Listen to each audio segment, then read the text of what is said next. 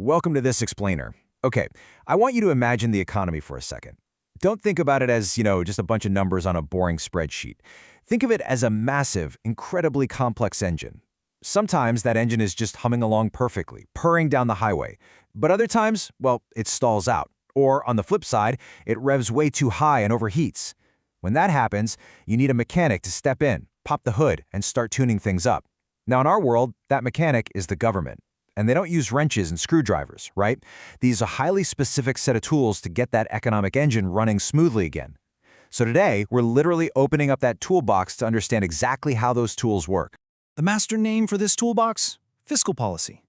I know, it sounds highly technical, but it's actually quite straightforward when you really break it down.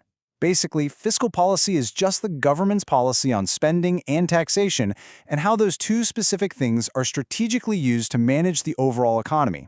Those are the two primary tools in the toolkit, right there. How much money the government injects into the system by spending and how much money they pull out of the system through taxation. Literally every single decision revolves around adjusting those two dials. And considering those dials control trillions of dollars, even a tiny tweak sends shockwaves through your daily life. Now, what's really interesting about this slide is the ultimate purpose behind it all. Adjusting those dials basically boils down to influencing aggregate demand, or AD. That's just a fancy way of saying the total demand for all goods and services in the entire economy.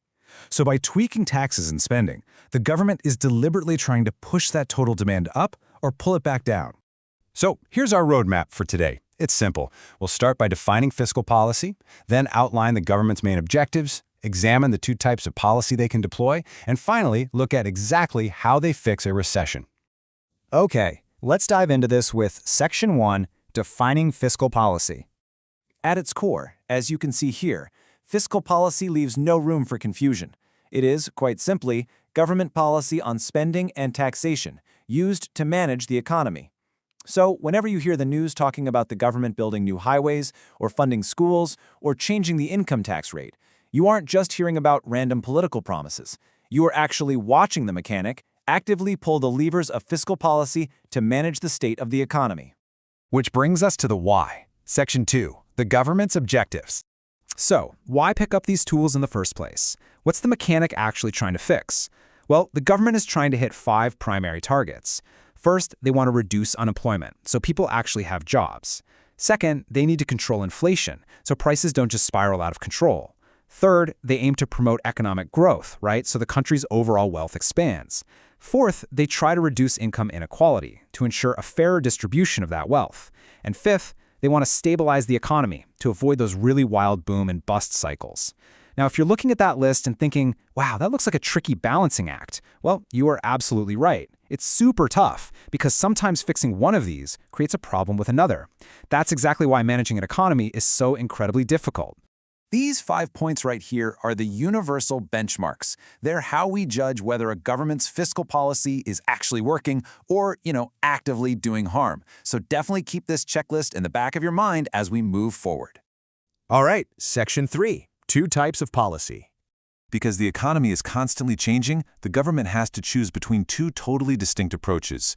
As we see here, they are expansionary fiscal policy and contractionary fiscal policy. Think about it. You wouldn't use the exact same tool to fix a flat tire as you would to replace a windshield, right? No way. The exact same logic applies here. Let's contrast these directly so we have a really solid mental model of how this works.